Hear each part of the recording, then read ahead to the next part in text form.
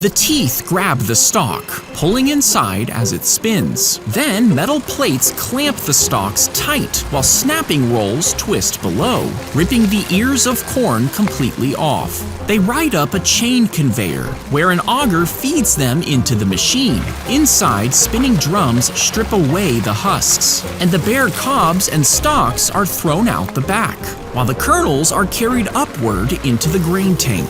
And once it's full, an auger swings out, pouring a river of corn into the waiting trailer.